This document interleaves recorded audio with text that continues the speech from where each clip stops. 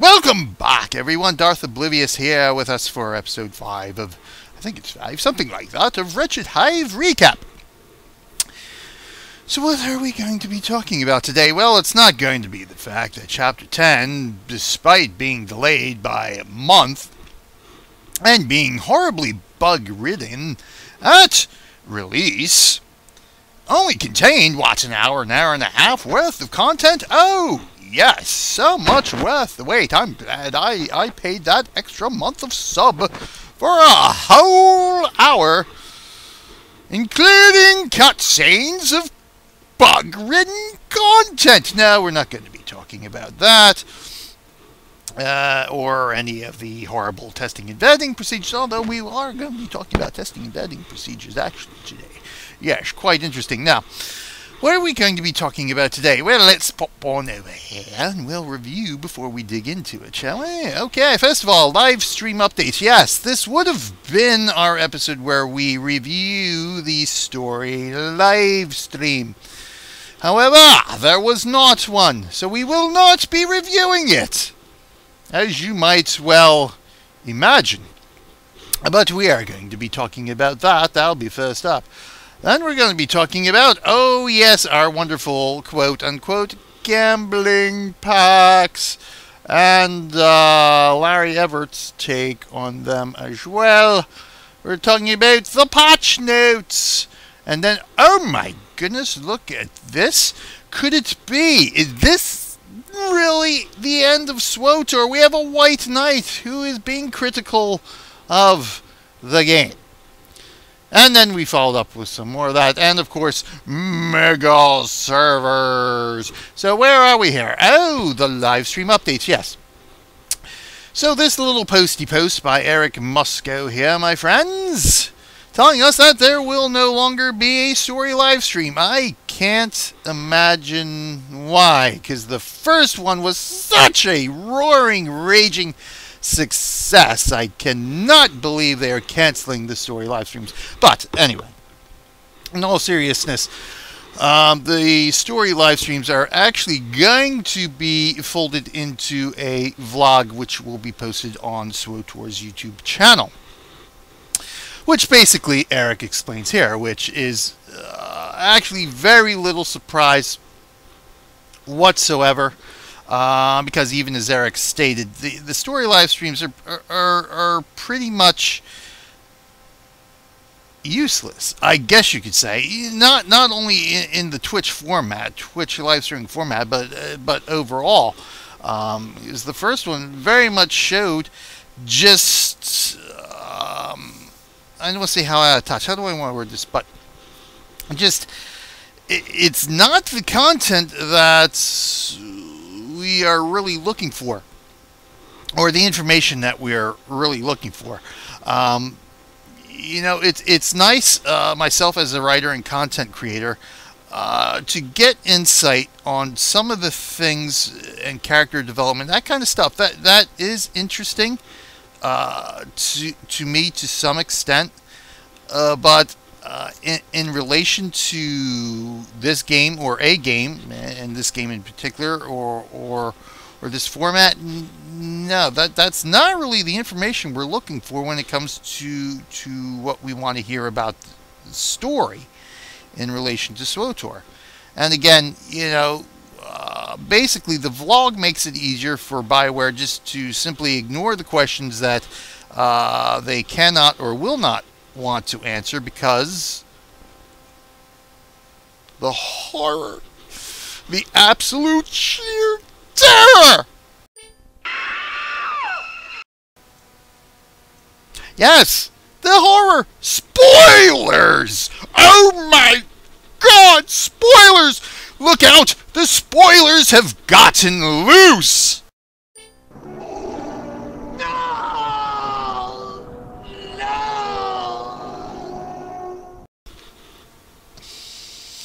But at any rate, yes, so, you know, for whatever reason, again, the spoilers, you know, yeah, we can't have spoilers, but anyway.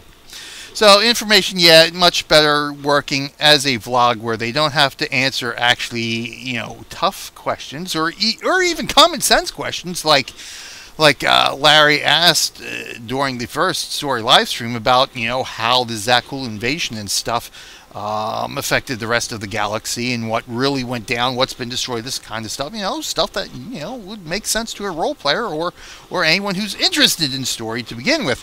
No, that was completely ignored as well. So anyway, so there will be no more story live stream. So in essence, really as part of our Wretched Hive recap series, we'll primarily be focusing on the producer live streams because that actually has more worthwhile information to actually review and discuss.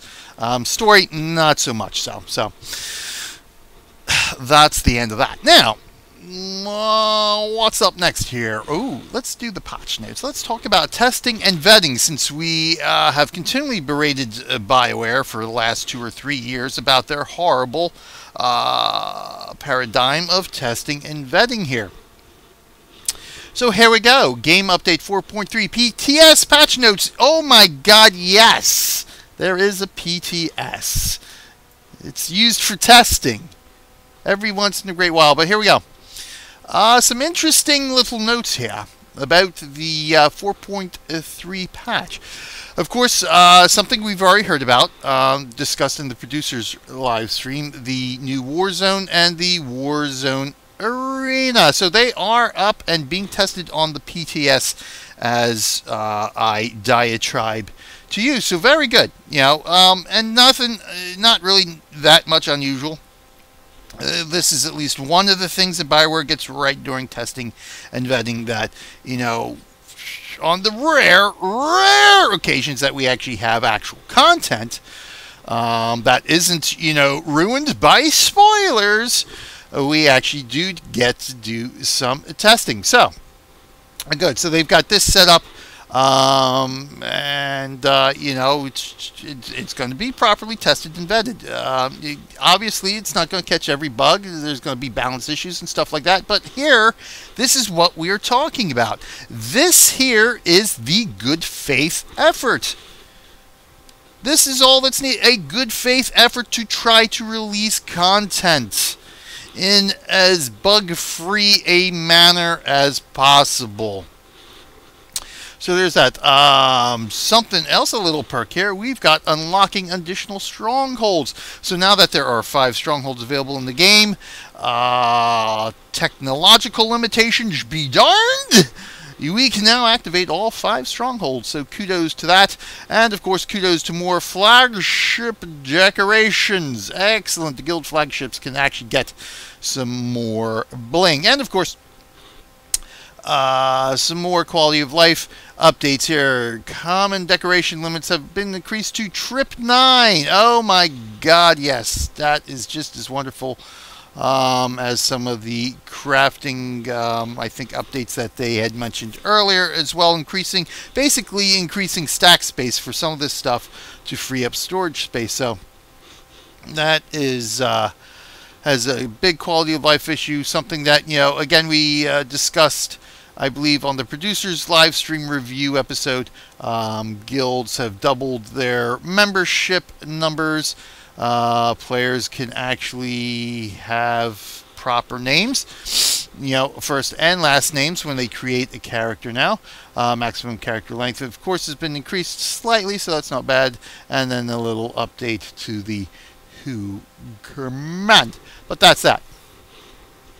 So indeed, so good. We actually do have some testing going on the PTS. Now, again, let me reiterate briefly, as I went into this in my tirade last episode, spoilers be damned, this is what they need to do for each and every patch, each and every piece of content that they plan to release. It needs to go on the PTS, and it needs to be tested thoroughly.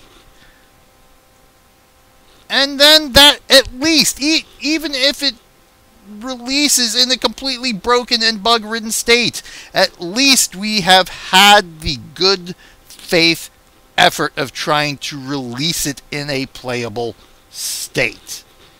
That should be the core design paradigm for testing good faith effort. Get it on there. Test it. Screw the spoilers. Okay, now let's get on with a little pet peeve of mine, which appears to be a pet peeve of several other people as well. Please stop calling cartel packs gambling packs. Yes, indeed. Thank you, Soul of Flames. This gets under my skin because whenever people complain about cartel packs, they call them gambling packs, and it just demonstrates how brainwashed people have become. If you think a cartel pack is a gambling pack, you've fallen for their marketing schemes, becoming brainwashed into thinking that packs are something better than they actually are. To put it another way, you're giving packs too much credit by associating them with the concept of gambling, yada, yada, yada. So, yes, they're not gambling packs. No, not at all. Not any more than, these here are gambling packs. No, these are not gambling packs. See, look, no, same concept. Hell, it's the same concept if you buy a box of cereal that comes with a toy. It's a random toy. The box of cereal is not a gambling pack. The toy is just a bonus. It's a bonus. Gambling inherently contains a risk-reward type of venture here. When you gamble, you give money.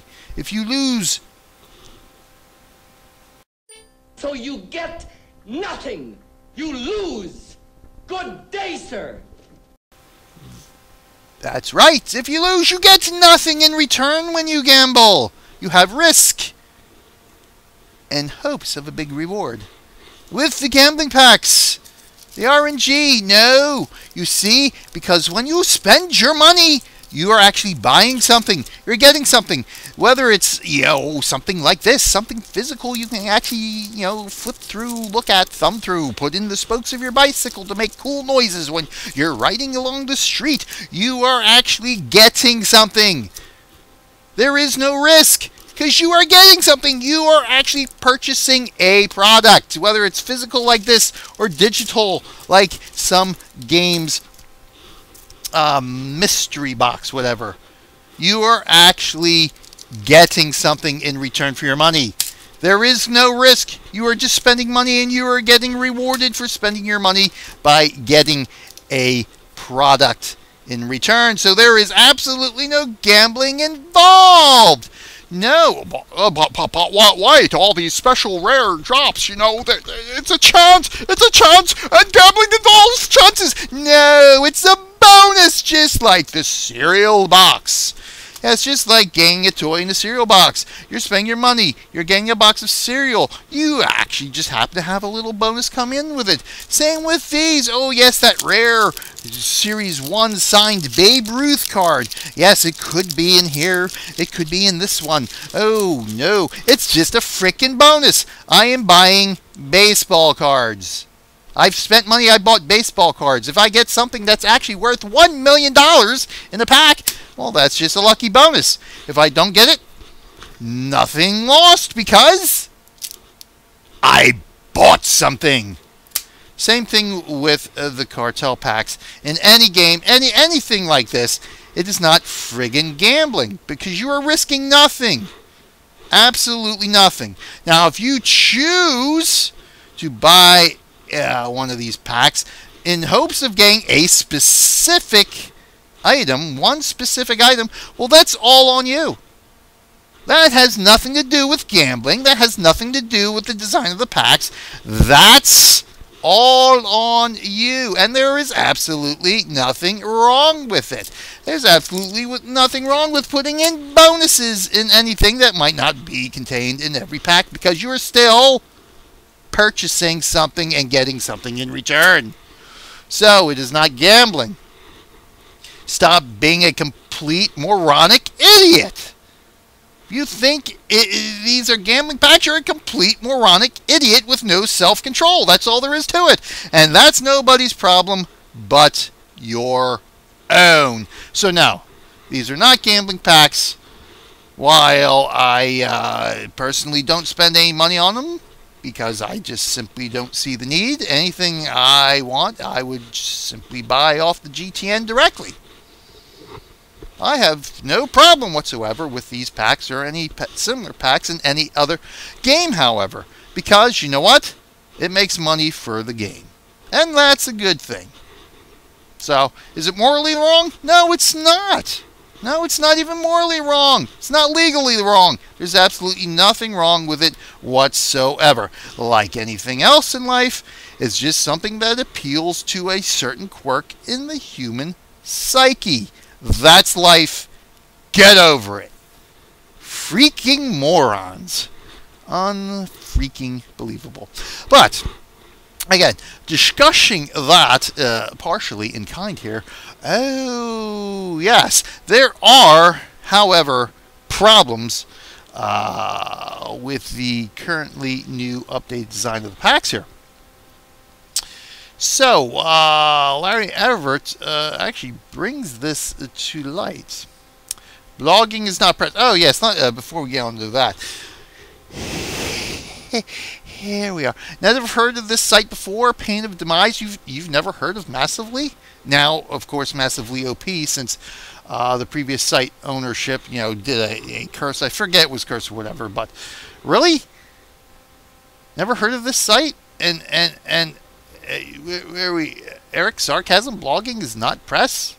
What are you guys? Have you guys had your heads up your butts for the last, I don't know, 5-6 years or so?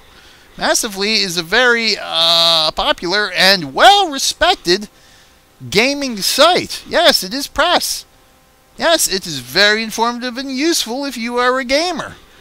Obviously, you guys are not gamers, and that's part of the problem with the gaming industry today. We have dweebs, such of Pain of the Demise and Eric Sarcasm, who have completely no understanding of the goodness that we actually have in the gaming industry. Massively OP being one of them. But yeah, let's go here, shall we, to the hyperspace beacon. Oh, let me shove this over just a bit. Let's do that. Yes. Open layer to the creators of SWTOR cartel pack. So let's get to the crux of the matter here.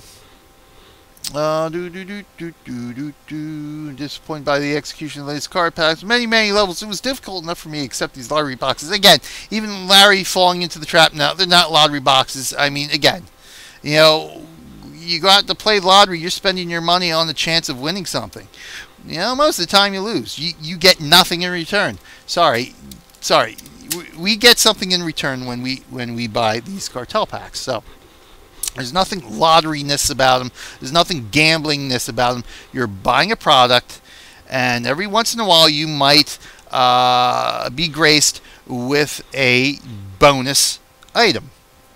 Nothing wrong with that. Just like being rewarded for being the 1,000th customer to walk into the store. It's because you're walking into the store doesn't mean you are gambling, even if you are going into the store hoping to be the 1,000th customer. It's just a happy little bonus. You are actually getting something in return when you spend your money. So, regardless, it concerns me that the best looking, most desired items in the game did not come from hard work and dedication, but rather how much extra money you throw into the game. Again, that's a debatable point, because beauty is all in the eye of the beholder. There are several things actually I like better in game that I have no desire to buy on the cartel market. I mean, like the Black Talon Eslee's equipment. I love that stuff. There's a few things in the cartel market that I like, but you know what? It's beauty is in the eye of the beholder. I don't really see that as an issue either, because there's a lot of cool looking things that I can already get by playing the game. Cool looking equipment and stuff like that. So that's neither here nor there. The items that rock the game. BioWare, of course, you know exactly what these two arms are, because I should let you. I'll start with the Unstable Arbiter's Lightsaber. Now, of course, this does have a point to where we have the Kylo Ren cracked crystal saber effect now in game. a nod to The Force Awakens. Of course, this is in the Cartel packs, not yet available in game. Unless, of course, you go to the GTN, so you don't still have to spend real life money for it. You can actually spend some hard work and dedication to work up the credits to buy one. So that's really neither here nor there. That's not really a like I said a true axiom there, because any of this stuff is available on the GTN. You just spend your hard work and dedication getting the credits to purchase it off the GTN. So it's just a little bit of a shift in how this stuff is acquired, really. So nothing wrong with that. Yada yada. Tells us the Grand Chance lottery, or lottery packs, are found in other lottery packs again. Called Cartel packs. Yo dog, yeah, I don't think if you get the extra lottery packs replaced. So this is the issue here, to where we basically get a chance cube that has random items in it instead of a set bronze level item. Now I do have to agree that this is quite the problem, because according to Bioware, they did this to make the silver and gold level items that are contained in the packs a little bit more, I guess, valuable, to where that has absolutely, to me, no bearing on it whatsoever. Essentially, what this does is replace the need for Bioware to continually create bronze level items, new bronze level items to put in the pack. So essentially what the bronze level item is this chance cube that essentially gives you something that's already been created and you might already have dozens and dozens of. So essentially what this change does is decrease the value of the Cartel packs, because now you're essentially only getting 2 levels of new stuff, and then you're getting basically crap for the beginning level. So to charge the same amount or more for any of these new packs that they did in the old packs, when we were actually getting several different new things, yeah, that's complete crap. That's complete garbage. Very poor, lazy design. Again, another instance of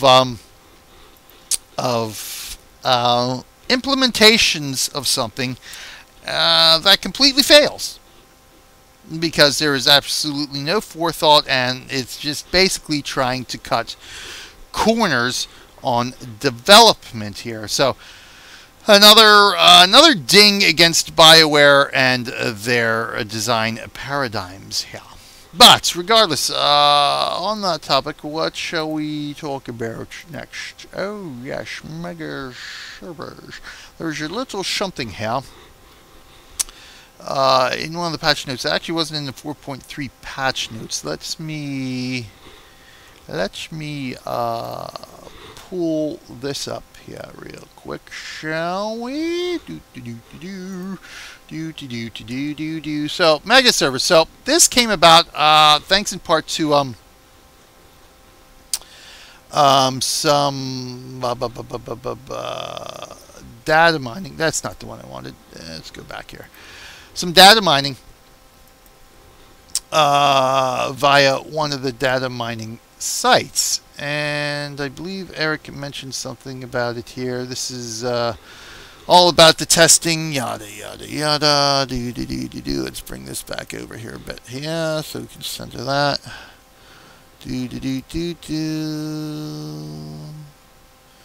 Here we go. Megasevers. Hey folks, by the term Megasevers, I presume, let's move that a little bit more. Can we see it all? Yes, we can. By the term Megasevers, I presume you think we're collapsing multiple servers together into Megasevers. So basically, this came about thanks to some of the data mining. We suspect there might be another server merge in the future, especially with many of the quality of life features you highlight. These changes were only designed to allow friends to play together regardless of their personal play style. Now, someone who wants to play on a PvP server can play on the same server as their friends who don't want to. Hope that clears up any confusion. So, essentially, what this data mining uncovered, excuse me, it's the fact that there's going to be some changes made to the server makeup and the instances within the servers. Now, as part of the level sync debate, some of the ideas that people have had have been to create different instances on each server. One would have level sync on by default, the other would not have level sync. Now, what BioWare is actually doing here with the PvP and PvE instances is essentially the same thing. Now, instead of having a set PvE server and a set PvP server, each server will have an instance of the world that you can go to that will either be played according to the PvE rules, which means no automatic flagging, or played according to the PvP rules, which means you are automatically flagged as soon as you enter that instance, regardless of where you are. So, as part of how the data mining worked for this, people thought this was going to be somewhere to where they're going to collapse a lot of the dead servers, get rid of them, and get everybody onto the more populated ones at the moment, and hence, like I said, have another server merge, which, according to Eric, according to BioWare here, that's not the design intent. So I think now we finally see what BioWare claims, what they said long ago. They were working on something that was better than cross-server queuing. And I think we see what they believe to be the answer that is better than cross-server queuing, which is basically to add specific instances to each server, and you get to choose the gameplay type and gameplay rules in that instance when you go there. So, as many have rightly pointed out here, this is not better than cross-server queuing, which I don't think cross-server queuing is always necessary. I really have no opinion about one way or the other. But Holocron brings up a good point here. Honestly, I think Eric's statement was false. They said it to stop the information bleed and not be forced to be rushed to get it out. Yeah, absolutely. That is part of the case. I feel they have every intent to merge the servers, better consolidated resources and all that, but yeah, they will wait till the new instancing further lessens the population on servers, then they will make the announcement. And yes, as we see here, this brings in the problem. We already have many servers that are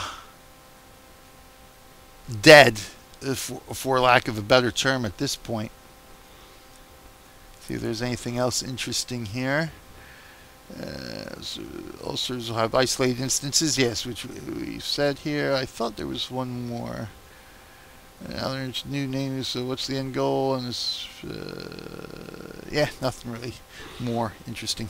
Yeah, but yeah. So this does nothing to solve the problem of queuing on PvP servers. What this does do, however, is sort of encourage people. Here's some key points here.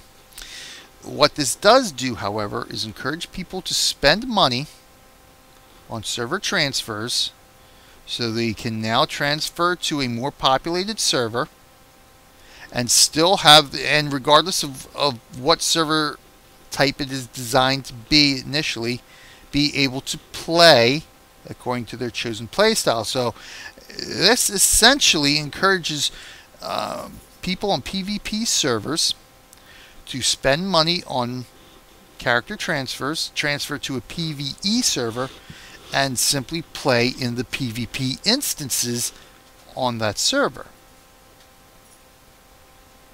So what does this do to the PvP servers? Well, it pretty much kills the population off there. You know, if you think the population is bad enough now, and just wait till these instances go into implementation and people start transferring off to go play on the more populated servers. So what Holocron said here really spells out what the future is probably most likely going to be, because if you've got people transferring off the dead, quote-unquote dead servers already, they're already transferring off to some extent.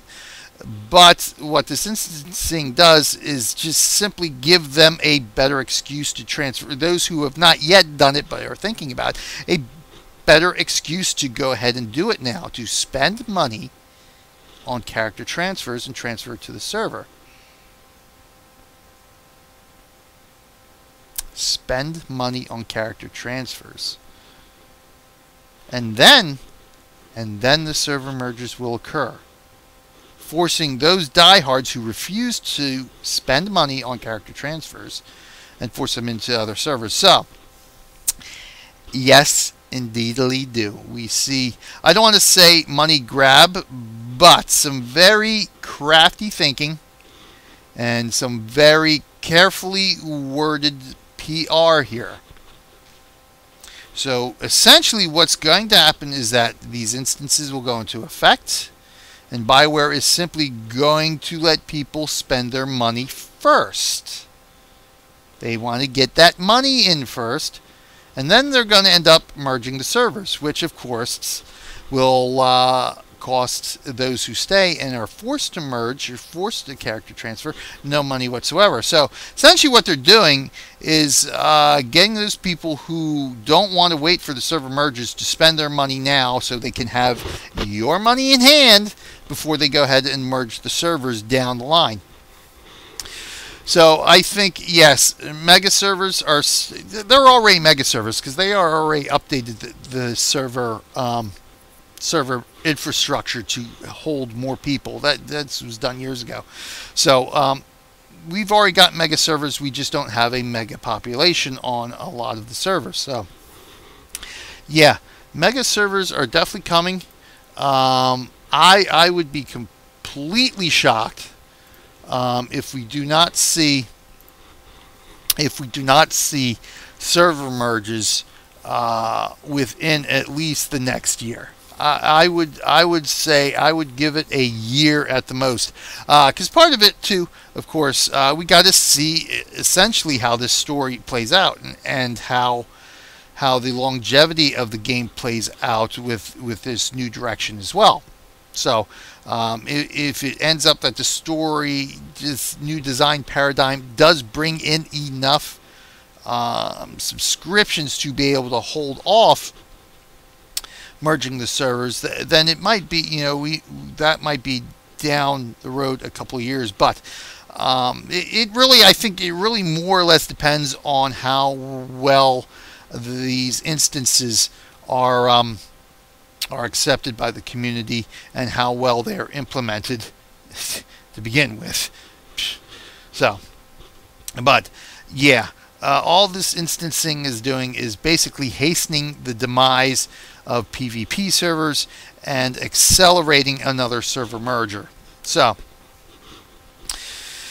but whether you want to spend your money now or wait for the server mergers is up to you. Personally speaking, there are a lot of people who just enjoy playing solo and on dead servers, so they're not going anywhere yet.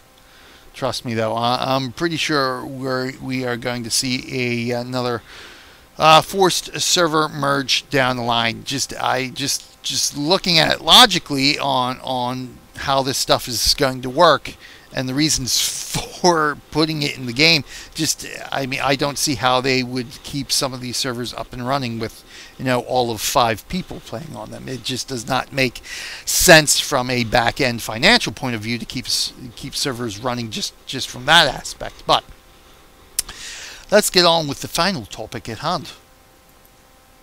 My goodness, my honest assessment of the game.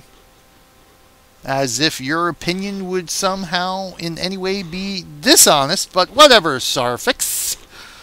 Yes, Sarfix, Resident White Knight, in absence of Andrea, who has thusly returned with the announcement of Kotvi and then promptly left again once she learned that, the game is still in the piss poor shape it was that caused her to leave to begin with. But anyway, here we actually have a very good, well thought out post, I might add, that does take to task some of the elements that are really lacking in this game. So kudos to Sarfux. on this. Although I do think he leaves out some very pertinent and poignant things here, which he even mentions he doesn't want to talk about it.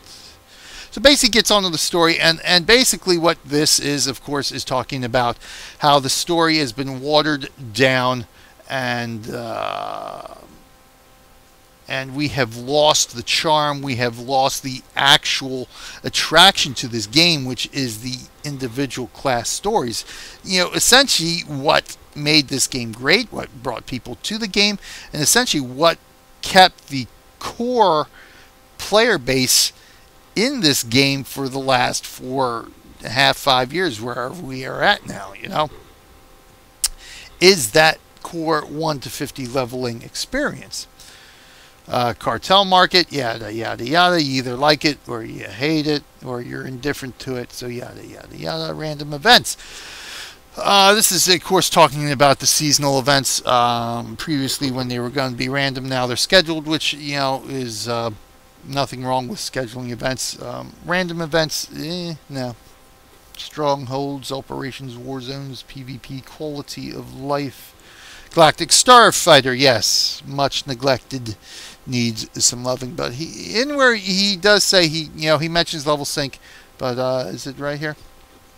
Quality of life. But wherever it is, a very good post. I suggest everyone look it up, read through it, because this is very good. Yeah, although it does leave some stuff out, like I said, the level syncing is more of an issue than he would like to make it out, even though he loves level sync, he loves weeklies, yada yada yada. However, level sync as implemented, as we've mentioned, as many others have mentioned, level sync as implemented is a complete failure in this game. For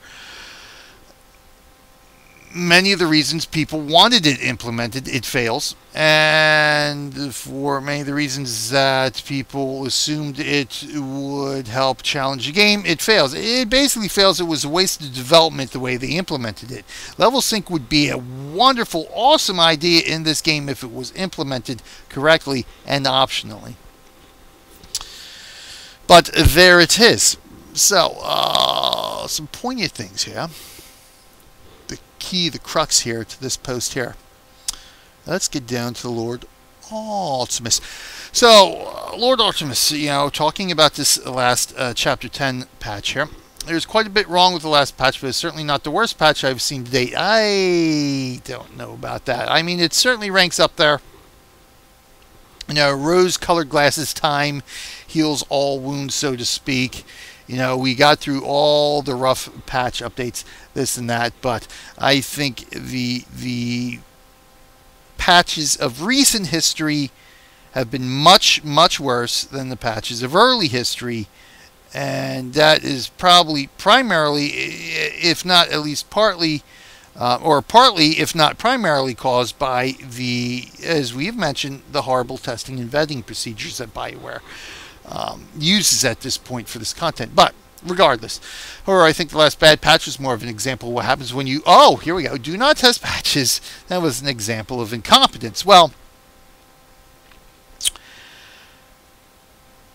no, BioWare is not incompetent, but it is incompetent. It is a sign of incompetence. It is a type of incompetence when you do not have that good faith effort, when you do not put forth the necessary testing and vetting beforehand.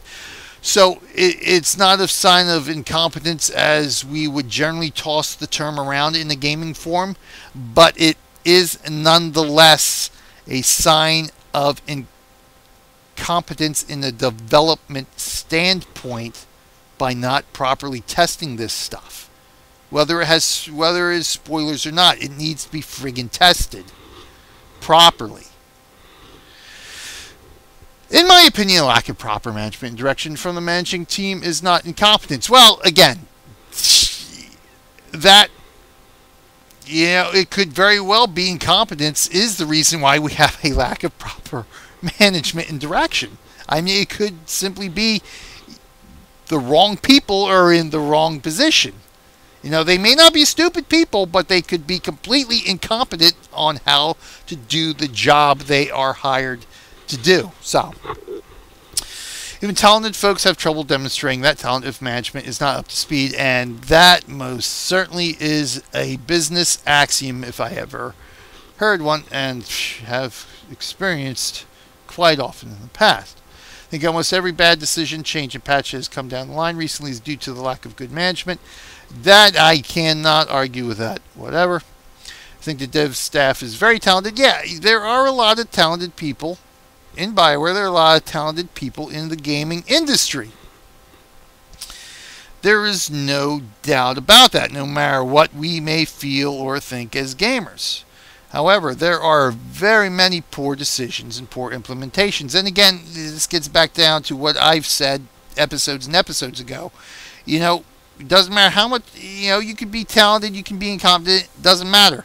We are all still human. Developers are still human. It is human to make mistakes. And obviously, you can be very talented and you can still screw something up. And, you know, obviously, you know, what's been screwed up in this game is a matter of opinion. Level sync. Critical story path.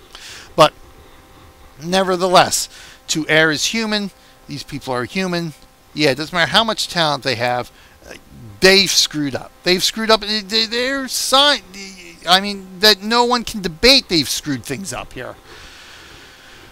But anyway, I think they simply lack proper management. Yeah, well, that's part, you know, obviously with EA as the overseer, there's going to be problems already with direction and management of the studio and of the game.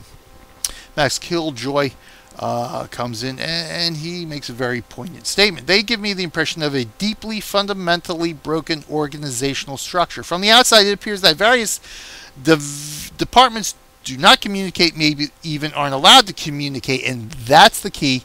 The people who communicate with the customer base appear to have their hands tied. That's key, and to be directed more to maintain the spin and the way of a CYA than to establish a functional, positive interaction with the customers. That, I mean, and of course we've got Tuxis chiming in. Exactly. Good observation. And Zimarasimi, yeah, that, you know, basically just what Simi says here. That sums it up very well. I mean, absolutely. Abso-friggin-lutely. What Max says here, I mean, is you can't really say anything else. You can't really say more than that. I just everything we've been talking about in these episodes of Wretched Hive Recap, everything we've been talking about in the forums when we discuss a lot of this stuff and the mechanics in the game, just harkens back to exactly what Max said here. Is that even if they're talented, even if they've got good organizational structure, what they are presenting to the customer base, what are they presenting to the player base,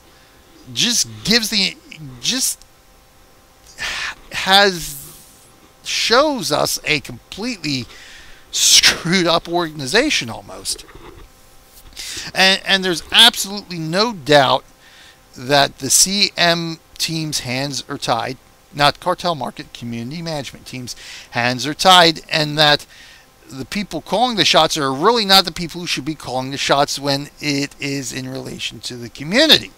And that's the PR people, that's the EA people. So, yeah, you can definitely see EA's hand in a lot of this communication and management issues that that BioWare presents us with how the direction and things are going with this game. So, anyway, kudos to Sarfix.